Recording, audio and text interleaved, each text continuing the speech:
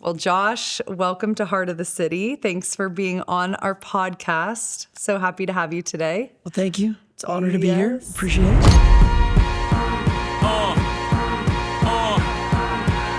Oh my gosh. I mean, talk about an institution in Chattanooga. St. John's and Meeting Place have just been, they're iconic really in the food and beverage space. And I know you have put so much heart and soul into these restaurants and concepts and all the people you've served. So I'm really excited to kind of dive in a little deeper into your world and how you've made that such a special thing for Chattanooga. Thank you. Yeah, looking forward to digging in. Awesome.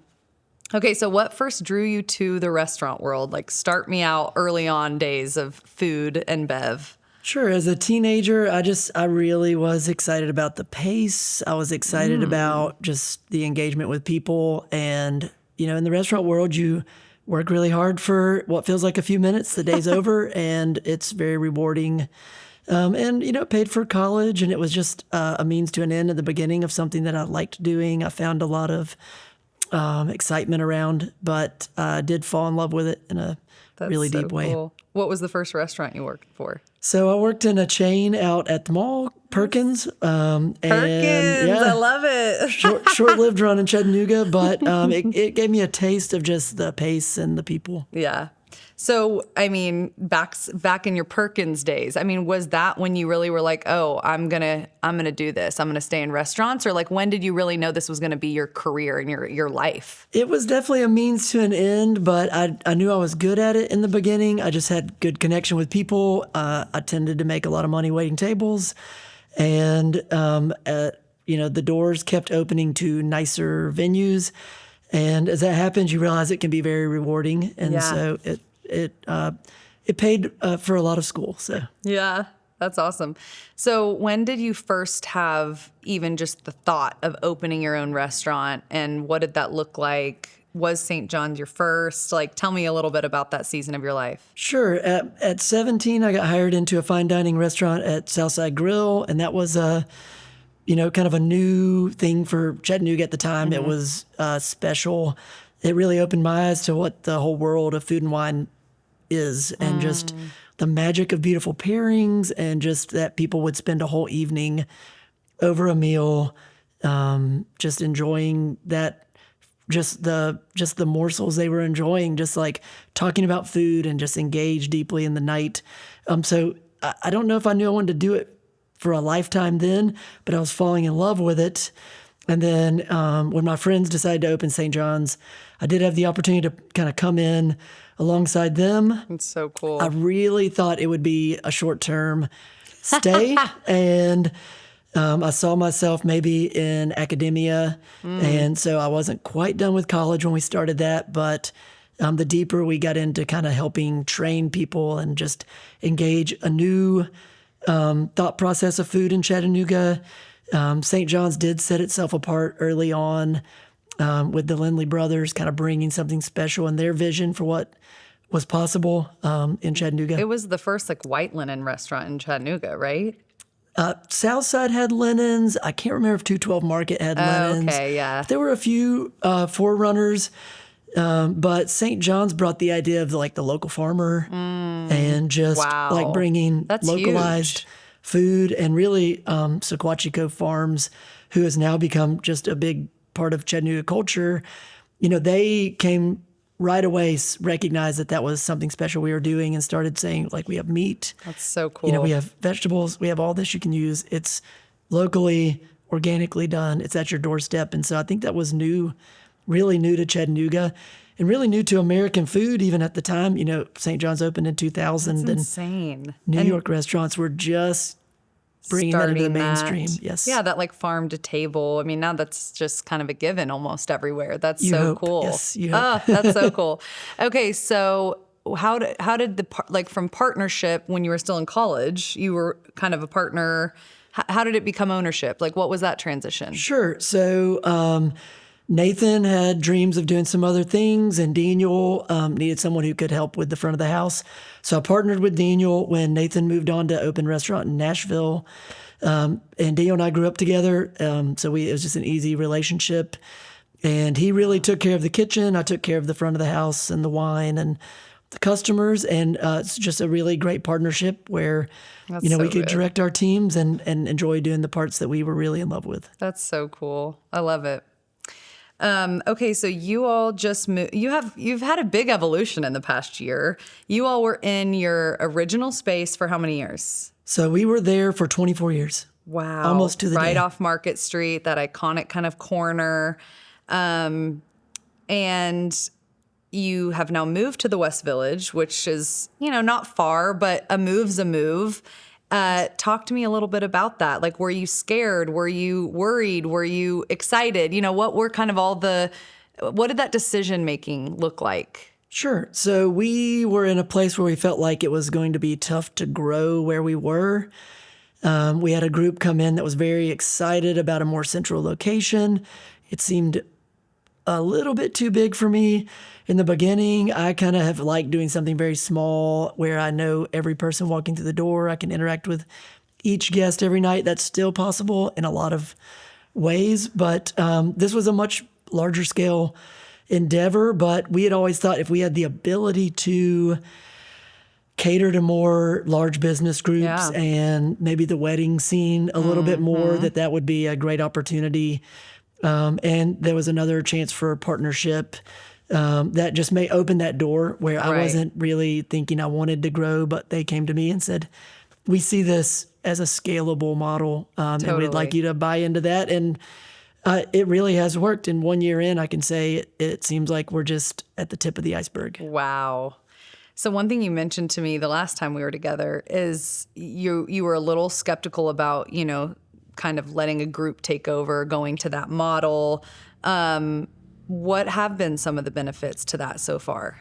Sure. It reminded me of a conversation I had in Oregon when I went to a winery. I talked to a small business owner, and they brought up the point that they had been bought by a larger company who, had access to a lot of markets. And I said, well, do you hate working with, this big group? And they said, no, we have, access to resources, people, ideas around us all the time that are helping us think about our business in a new way.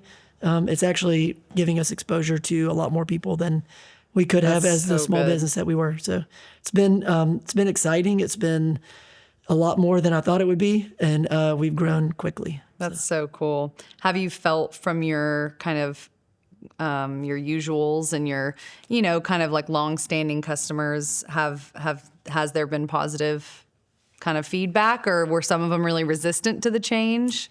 I'll say on the last couple of weeks we were open, there were a lot of tears, there were a lot of hugs. I'm sure. And people just weren't sure that it would ever have the same feeling. But we're in another historic building that a lot of people have ties to. And that has actually made it easier for people. They already have memories That's in the sweet. new space. And so that's been easier. I feel like we have the same connectivity. And now some people are able to bring us their children's weddings. They're able to bring their larger Wow. company business to us. And I think that they see that it's really the same thing. Yeah. Just we've got a better way to serve them. Yeah. And to be honest, in the end, what Chef Patrick and I care about is what happens in the main dining room with the guests who are there on their special occasion. That's the focus and the heart of what we do. It always will be. That's so cool. So you've always been in charge and kind of thrived in the front of house. Talk to me who, I think there's so much, it's like Disney World. There's so much like underground magic that happens to make Disney World function. And I feel like it's the same in the restaurant industry. Like you walk into a restaurant and as just a normal patron of someone who goes to restaurants, you're just like, yeah, I'm here for food and drink, right? Like I'm hungry. We have guests and we have friends in town, whatever. I was actually just in St. John having drinks Saturday night with friends from out of town.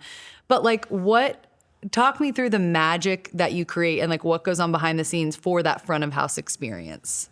Sure. I mean, the goal is for the front of the house to feel somber and just relaxed, and everything is just calm everywhere in the building. It's like all the fires are going off in the back. It's a labor of love for everybody who comes in. The baker's in 7 a.m. at least, if not earlier. Wow. The baker has a team. The managers come in, the day prep, they start making stocks, and just there's a lot of prep that goes into handmade food where we're taking local vegetables and turning them into masterpieces, really. And so then there's meetings. We're talking about who's coming in, what their Wow. special occasions are.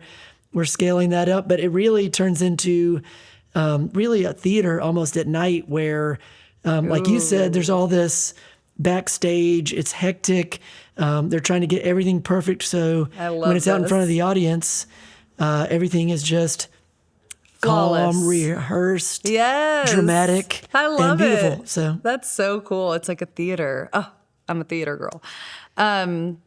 So Chef Patrick, you've mentioned him, and he's been with you all for, he's worked in St. John's for 12 years. He worked wow, under the two previous main executive chefs. amazing. And he really mastered everything in the building. And so when it was his time, he's been ready to step up. Yeah, So and he's he's been- incredible. I had the privilege of trying a few of his dishes when we shot with you guys a couple weeks ago. But what kind of is like your symbiotic relationship? I mean, you guys really have to be connected for the whole machine to work. So what does that look like? Yes, absolutely. So Patrick is just really a great friend and a great person. He's a great leader. We share the same heart for just making a culture that's pleasant to work in, that helps people thrive, that's life-giving, that tries to measure what we demand when, it is the curtain's up, but also, people need to have a life and they need Yeah. to have breaks and they need to have space. And so we try to create that together.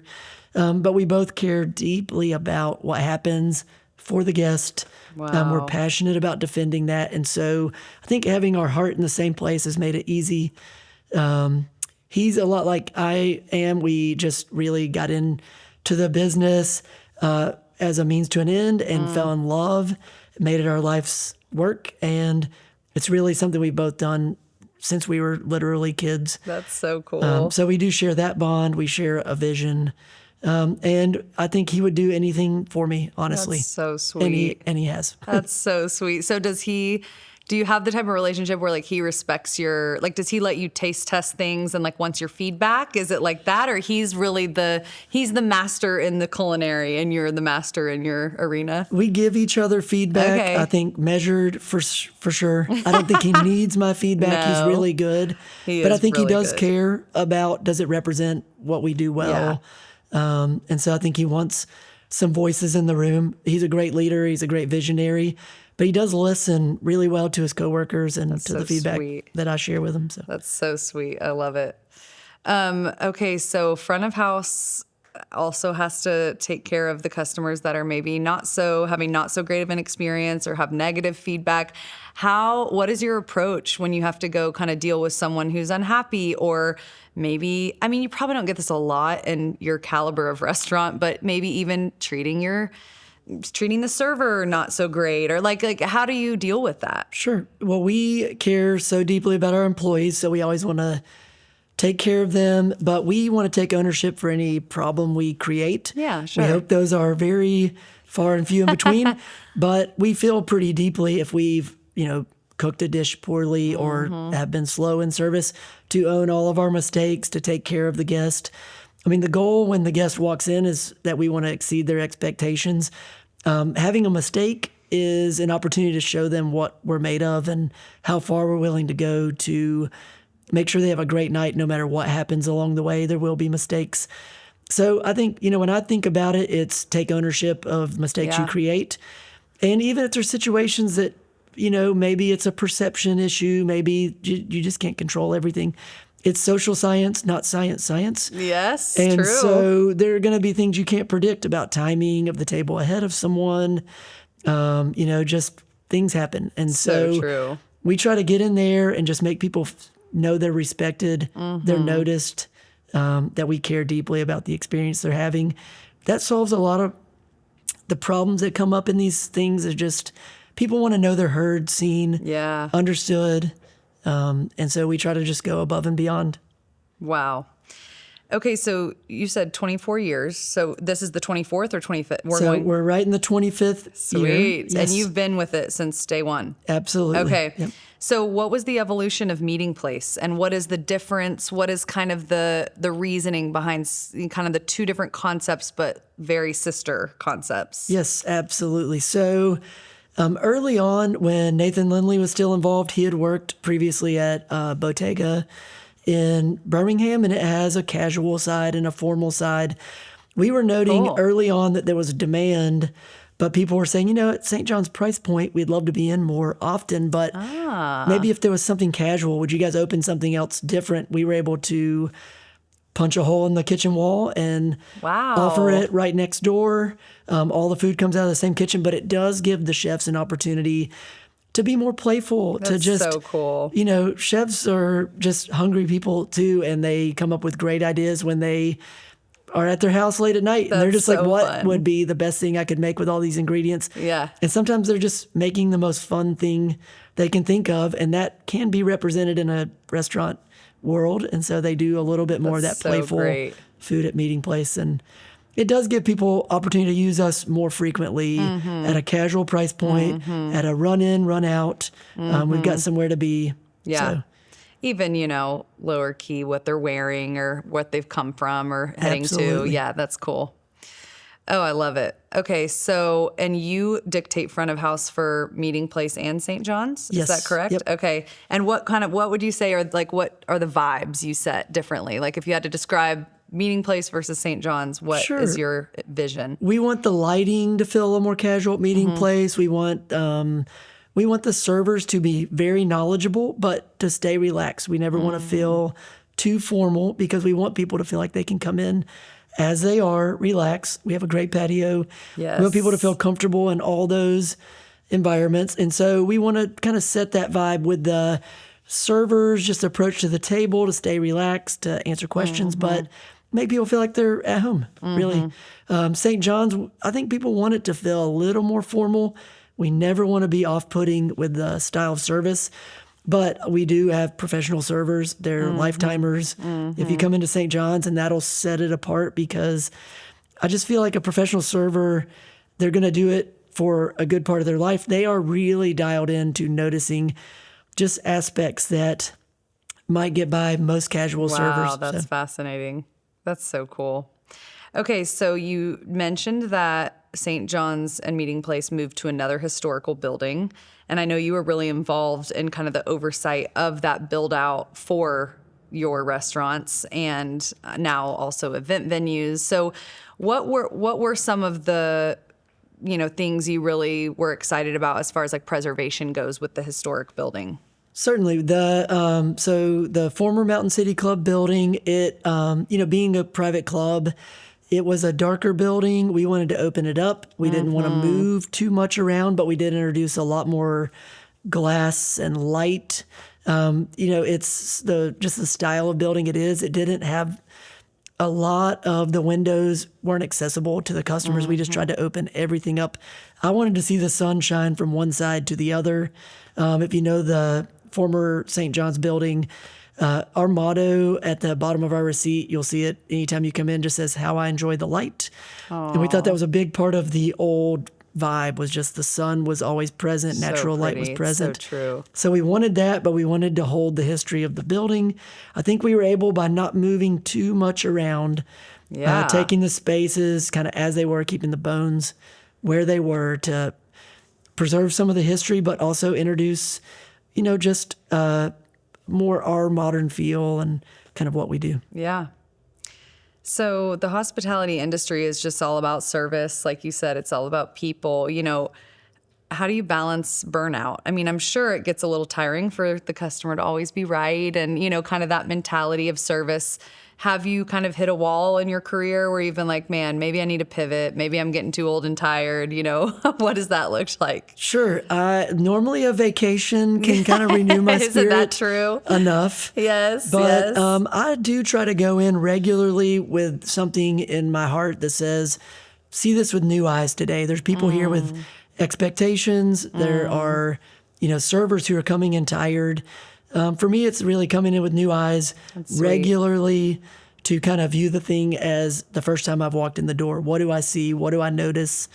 What are the expressions on the faces of my teammates, on the people who walk in the door? You can see some people come in a little tired, a little weary, and it's starting the conversation in the right way, maybe lifts that. So I think kind of pouring into other people is something that's very renewing for me personally, and just trying to kind of renew my vision for what I do, That's so good. how I see the work. It can be new every day. I mean, the situations are all new. The dishes course. change, the wines change. We have enough to learn about and keep doing differently each day that, Yeah. it's not hard to put on the new eyes and come in feeling fresh. How do you get briefed on the ever-changing menu and newness? Like, are you coming in and, kind of seeing the menu, really studying it and interacting with the chef every day? I mean, how does that work? Yes. So every day before any guest arrives, the chef comes and sits with the entire front of the house staff. Wow. He'll bring a new dish out. He'll tell you what farmers came to see him, Cool. what is changing about the season, and just how we're opening up a new door. Like when fall begins, he'll say, we're going to see tomatoes maybe for one more week. Wow. But we're getting all these beautiful squash, and here comes the pumpkin. And, so right now we're seeing these beautiful changes in just the overall what the Yes. farmers bring to the door. And so the chef comes out, brings that excitement, lets everyone taste a little bit of it. So the server can really say to the guest, I just tried this today and I'm excited about the new thing we just tasted. So, we sit in class together before That's so any cool. shift to talk about a new cocktail, a new wine, a new dish, and kind of builds excitement with the team. That's so cool. Let's talk about evolution and kind of, going on 25 years. Any business would have to evolve and kind of make some changes. But I know St. John's and your brand has really been, it's kind of a high pressure, high standard. People like what they like. Like you said, you had a lot of people kind of maybe resistant to your move across town. What have been some of the ways you've softened some of that evolution or change over the years, or kind of fostered that in a positive way and not made people too scared or fearful or resistant? Yeah, we'd love to say everything's original that we do, but we're inspired like any artists and any entrepreneurs. I like to travel. I love to go just to Europe or Yeah. just out west and New York and just try new things. And so we know who we are identity-wise. We try to kind of stay like between a certain set of rails, but we don't mind, playing really far to the edges to have fun, to innovate, but we're not going to change our identity wholesale. But we want people to be excited. We want them to see new things. We want them to experience us in a new way. And that's 25 years of change, and it's what's happening in the industry, and we try not to follow every fad. Yeah. But we do want to be excited when we see something. We're like, wow, that could really work. We try it, we play with it, we taste the way something might work, and we're like, this fits. This fits so in our cool. repertoire. So Adapt it for you. Yeah, I love that. Oh, cool. Okay, so many people know you too as just the wine guy. I mean, you're like the wine expertise. You have partnership in Imbibe, which is an amazing, I don't even know if you'd call it a liquor store. I mean, you guys set a new standard for what a beer and wine and spirit shop can look like in a city. It's so elevated, so gorgeous. What got you into wines and kind of that world? So, like I said, I was very young when I started at Southside Grill, and I just remember hearing a conversation a couple was having about how the wine was making the food lift. And just the way they were talking about it was almost like poetry. I'm listening to these people just just casually hearing this conversation. And so I went to the wine buyer at that restaurant and I said, the way they're talking is just beautiful. Like, what happens? What happens with the food? Tell me more. I want to understand, like, what is this just poetry? Is it in their head? Right. And there is science, but there's a lot more poetry, really, when it comes down to food and wine, the interplay. Sometimes it's just the night. And but I did learn from kind of two masters.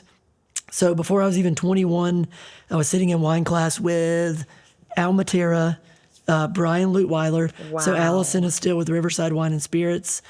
Brian worked off and on with Imbibe, with St. John's through the years, was a really good friend and teacher, mentor. And you just keep engaging each other, blind tasting each other, learning.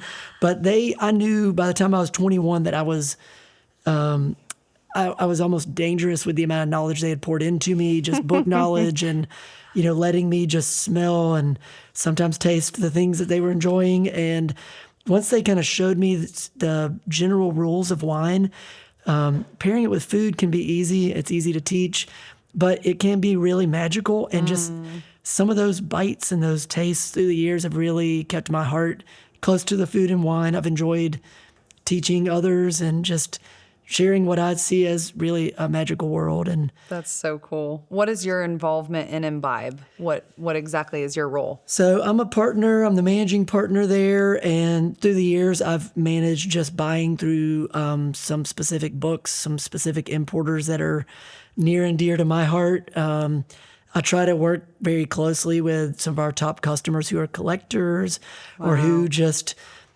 like a little bit of guidance. We throw a lot of events. We Imbibe and St. John's partner a lot on just doing special events where people can enjoy food and wine together. That's awesome. So my involvement has been mostly a lot of fun, just getting to Hey, be with great. people, talk about wine.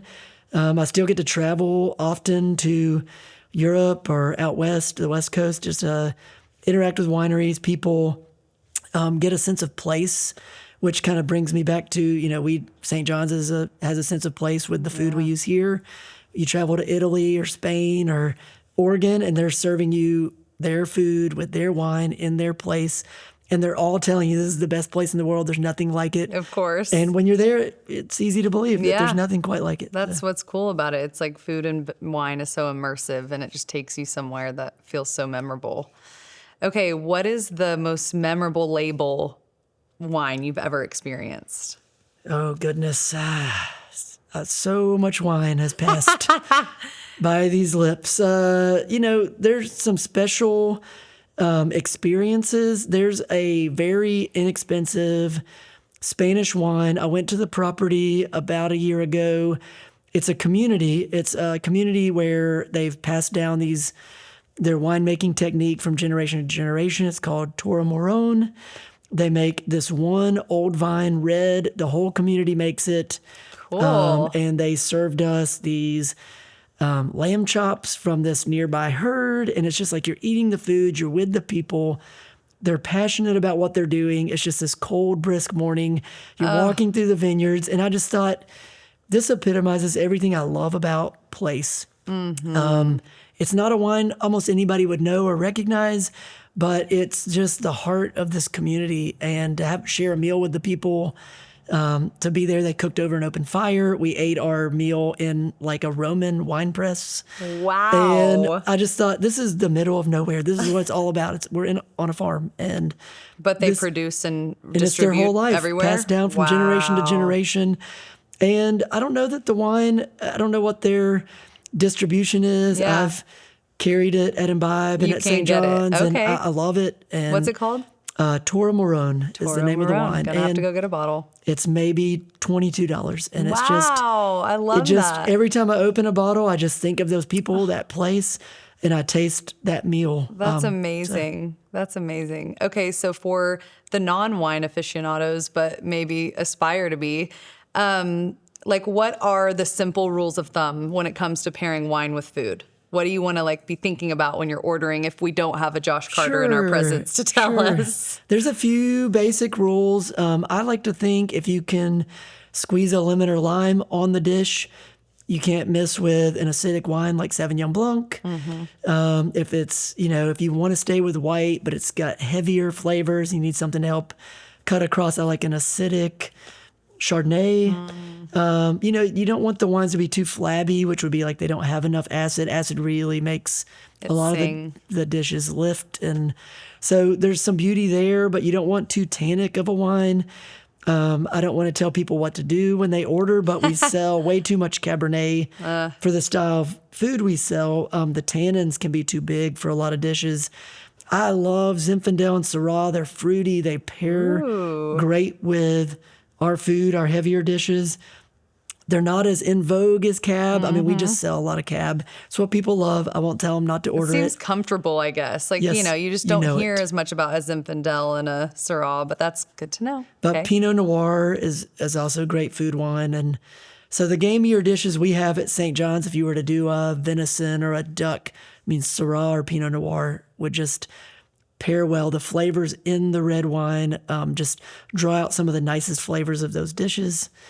Love it. Spicy food has some weird rules, and you just want to, sometimes doing a sweet wine is great with spicy. You definitely do not want tannic No. with spicy. Scary. Everything tastes bad. The wine and the food taste bad. So you can really clash. You want to stay away from the clash. So if you had to pick like one wine that you had, you only had one wine the rest of your life that just paired overall the best with everything, the most versatile, what would it be?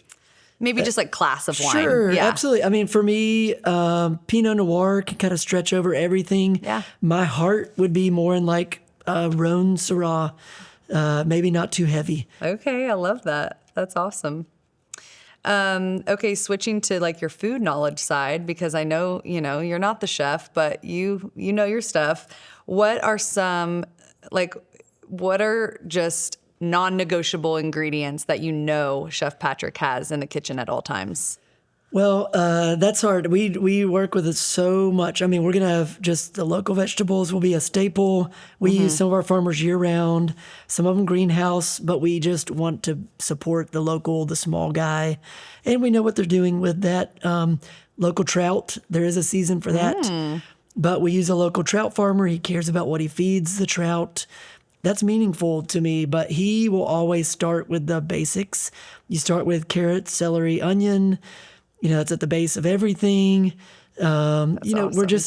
It's simple food if you start with the right base and you don't overcook, you don't overthink, you don't overmix. Really, the magic of what Patrick does is restraint. Start with great ingredients and then just don't do too much. Just put 2 or 3 great things together, cook them perfectly. That's so good. So fresh herbs. We always have fresh chives.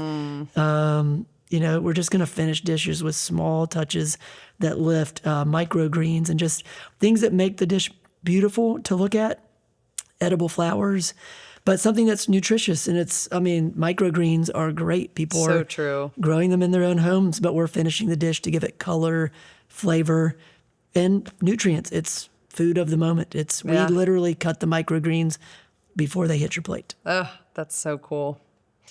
Okay, so what's like the first thing you notice when you walk into a restaurant? Like even if it's like a brewery or like a hole in the wall somewhere in New York versus like a fine dining, like as a restaurant professional, what do you notice first? I try not to share too much with my wife because she thinks I'm always at work when I'm in a restaurant. So I try to keep those thoughts inside. Yep. But my first thought is the host attentive? Is the host smiling? Are they welcoming? It's the first person you see. So true. And so to me, if that person is tuned out, absent, or seems like they're just having a bad day, that's a tough start. It's a tough start. Have you ever walked out of a restaurant because you had a tough start? I would like to say no. It's probably happened, but I can't bet think it's of it. I happened. can't think of an instance where I was so put off that I walked Right. out. But I might normally engage that person to just see how their day's going. Aw, you go into front of house mode. Yes, I just to see where they are. Really, Yeah. sometimes people are just having bad days. That's sweet. You're a sweetheart. That's awesome. Okay, let's shift a little to like a business focus. How do you measure success? Oh man, it's really hard. Through the years, for a long time, I thought success would be growing. I think as the years go by, you really realize that it's in the conversations you have with your guests. Like success to me is sharing an anniversary multiple times with the same couple. Wow. They're sharing stories about what they've enjoyed in the past. Wow. I recently had a couple who shared, I believe it was their 50th anniversary, and they were trying to think of a memory from each year. And they shared a lot of that with me. And to me, Wow. that was just a joy. To me, that's a measure of success, is just the engagement with the guests. How are they responding? Are they coming back? It's so and when they true. say that they trust us year after year with their special moments, to me, that's the real measure, is that they keep showing up. Totally. And what is your like business philosophy to get people coming back, kind of anniversary after anniversary or year after year, time after time? We Patrick shares this with me, but just we really care about excellence. We care about hard work. We care about the guest that sits there and noticing them and responding and not waiting for them to say they didn't enjoy the dish, but noticing when they put the utensils down, the plate is full, being attentive and on top of those types of details. I think when people know that we notice their reactions, I can see it from across the room a lot of times, but just when somebody's uncomfortable, true. they might be sitting in a part of the light they don't like, or a part of the room, or they might be, next to a guest that's making some noise. And I think just attending to people well, but having excellence as kind of just the overarching rule. And so that's when we cut a vegetable, when we straighten a chair, when we just want things to feel balanced and beautiful. Totally. So Yeah. I know when I was in the other day and it was not business hours, you guys were like charging all your ambient light and, restocking all the candles. And, it's like all these little things that just go into the atmosphere alone of a space that makes such a big difference. And you guys do. It's like excellence in every little tiny detail. It's really special. Thank you. Okay, so talk to me a little bit about, trusting your gut when it comes to, a leadership role and, maybe it's a teaching moment or it's, you raise a lot of these young professionals that are coming in just making ends meet, but then you're probably growing a lot of people into careers just like you and Chef Patrick did. So how do you kind of just work with people in that way and help grow them in your leadership role? I mean, it has been like one of the most special parts of what we do is that we graduate a lot of people to their own businesses or to new leadership spots. And so part of that is coming in knowing that we're going to pour everything we know into them and that you run the risk of either handing them off to a leadership role somewhere else when we don't have a space for them to grow, or that they'll one day be a competitor of some type, but a friendly competitor, of course. But there's a lot in that. I mean, I think trusting your gut can be dangerous as a entrepreneur. I mean, some people are very visionary and great at that. And I would say trusting my gut sometimes has gotten me into trouble. Sometimes it's opened up the right door. Now more than ever, I like a lot of voices in the room. I like people that I trust helping make those decisions, leaning in, sharing big decisions. Kind of that board of advisors mentality. That's absolutely. Huge. Yeah. Having great advisors is the best huge. thing you can have. But it's been special for Patrick and I to see our friends move on, succeed, and do great, and learn with us. I think the main thing they learn from our mistakes. We make plenty of them. And I think when you can make the mistakes for the people that you're teaching and they have a few pitfalls to avoid, that's always helpful for them as they step out on their own. Totally. Yeah. What's the biggest shift you've seen from the customer standpoint, just as Chattanooga's evolved and grown? I will say just even this morning, I was thinking about how much more educated our customers are than when St. John's opened in 2000. We were introducing items like foie gras and sweetbreads and some things that weren't on every menu. And I think just talking to people about those, trying not to be standoffish or snobbish or whatever, just to say, hey, if you don't know what some of these items are, we'd love to tell you what we know. Totally. And the guests come in much more educated. I still want every server, every bartender to know their ingredients, their products, so that they can answer any question that comes up. But the guests come in much more informed. The internet has helped a lot in the last 25 years, but people are much more into food and wine.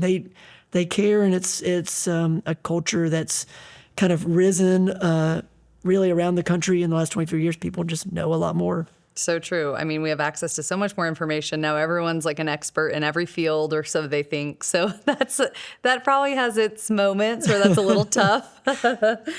Okay, let's do a fun little game, if you will, as we kind of close this up. Okay, if you're building your last meal, okay, You have one starter, one main, and one dessert. It can be from anywhere in the world. It can be from your own kitchen. It can be, a mix of cultural dishes, what's on the table, and what are the drink pairings. Oh man, that is for somebody who loves to eat, that is too Come on, difficult. give it to I us, need like Josh. 5 or 7 courses to do this game. But, I think over time, one thing that I really appreciate would be like just perfectly cooked scallops. And then maybe just a really racy, high acid wine. Like I can think of a Portuguese wine producer who makes these native blends pretty high up. How cool. And so his wines just have the most bracing, cutting acidity. And that would just be, I think, a perfect pairing maybe for the first course. Okay. Dinner course would be tough because I love so much food. I love duck would be like something I would love. I mentioned before, like that would go great with like a Northern Rhone Syrah, just like the meatiness of the wine, the gaminess of the dish. It'd be hard to say what to put under it, but a close second would be my wife's Japanese pork cutlet. Ooh. But it's interesting because you can pair that with sake. You can pair it with white or red wine. That's a great dish, and it's like a family favorite, and it's something everybody looks forward to and requests Yum. in My our mouth's house. watering. So maybe a little more my home life there, and then maybe for dessert, that's tough. I get spoiled because our pastry chef tries me on everything, and she's cutting cake. When she straightens out the edges, she always makes me the extras. Yum. So I eat a lot of sweet food. So I don't know. That's tough. I mean, I'm pretty happy at home with just like a dark chocolate cookies and cream ice cream, though. Yum. Comfortable in my, comfort wear at home. Is it homemade? Is it store bought? What's your favorite? Right now I'm eating Tillamook dark chocolate yum. cookies and cream, maybe with 1 or 2 Oreos crushed up on top, just for That's a good measure. amazing. Okay, are you a dessert wine guy? I do like dessert wine. There's a lot of fascinating, unique wines out there. One of my favorite items, though, is just to have Sauterne with foie gras, and that's just where you get savory and sweet. Wow.